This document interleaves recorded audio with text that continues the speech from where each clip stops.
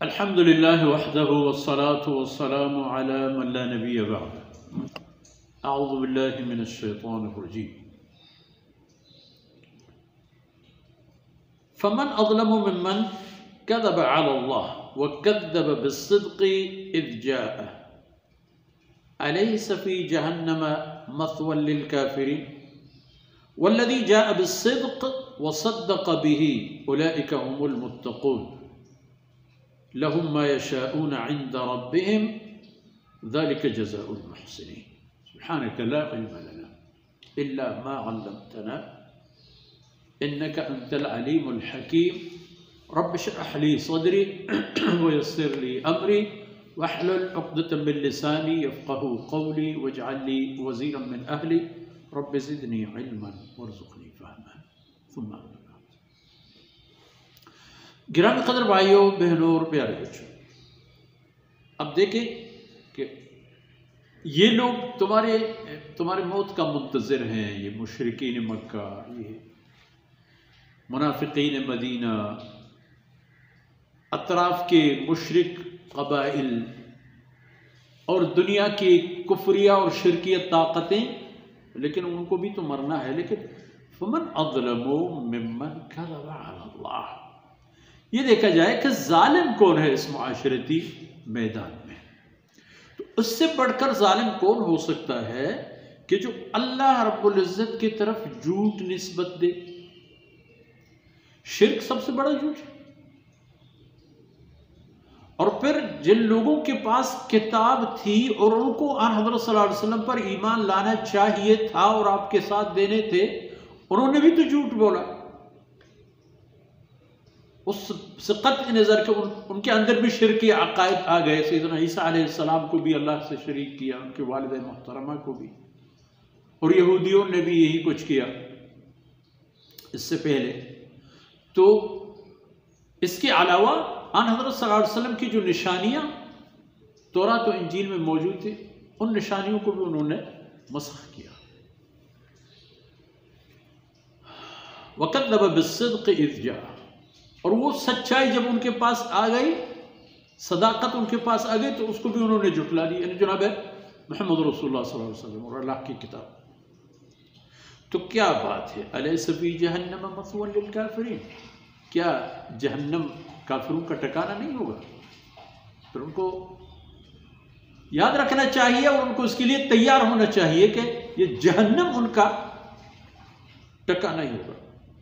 یہ ان لوگوں کی بات، اور جن لوگوں کی بات اور معاملات ان سے، طریقہ کار ان سے الگ ہے، ان کے نتائج بھی الگ ہیں. اور اس کی مثال یہ ہے والذی جاء بالصدق، جس انسان نے اللہ کے ہاں سے سچائی لے لی اور آ گیا انسانی معاشرے میں، اللہ کی طرف رسالت کی فرائض جب ان کے تفویض ہوئے تو اسے لے کر لوگوں کے پاس آ گئے. ان کو تو فرمایا گیا تھا بلغ ما انزل الیک من ربک فاصدع بما تؤمر.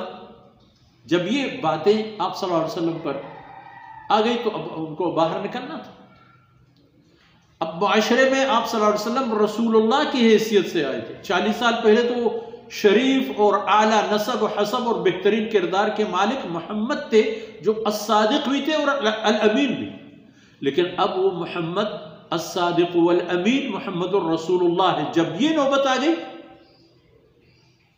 تو لوگوں نے اپنا رویہ تبدیل کی. ایک وہ جو سچائی لے آیا وہ صدق بہ، اور دوسرا جو اس نے اس سچائی کی تصدیق کی. ایک تصدیق تو حضرت صلی اللہ علیہ وسلم نے خود کی، اللہ کے فرمودات کی صداقت، اور اپنی اللہ کی طرف رسول ہونے کی سچائی. اس لیے تو آپ صلی اللہ علیہ وسلم نے اس معاملے پر موت اور حیات کا بھی کوئی خیال نہیں رکھا کہ میں مارا جاؤں گا، میں فلاں نہیں. آپ کے لحظہ لحظہ زندگی خطرے میں تھی.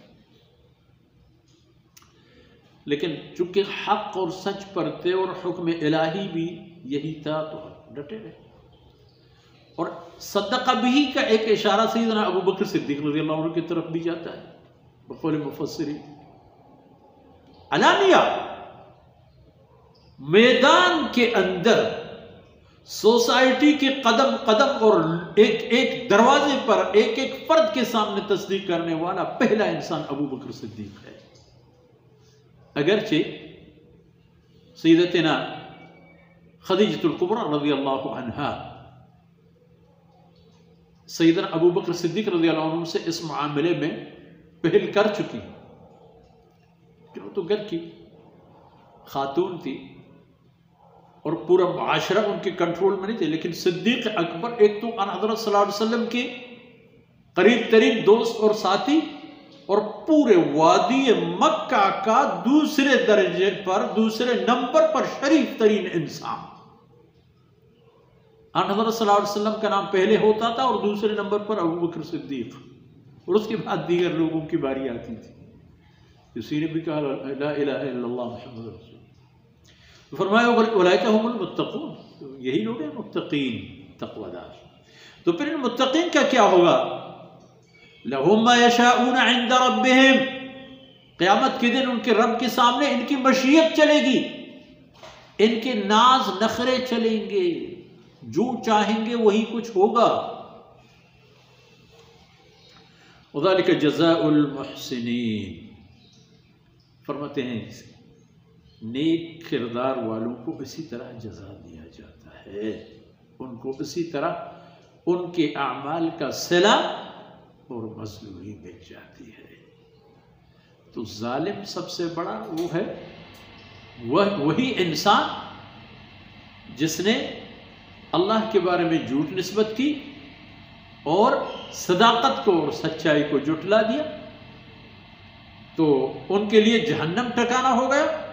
اور جس نے سچائی کو لے کے معاشرے میں متعارف کر دی اور جس نے اس کی سچائی کو قبول کرنے میں پہل کی، اولئک هم المتقون. سبحانک یا رب، لہم ما یشاءون عند ربہم، اب ان کے وہاں جنت میں نخرے چلیں گے، ان کی مشیت کے مطابق فیصلے ہوں گے. اولئک جزاء المحسنین، اور محسنین کا جزا یہ ہوگا. اللہ رب العزت کو تعین سے درگزر فرمائے. وصلی اللہ علی نبینا محمد وعلی آلہ وصحبہ.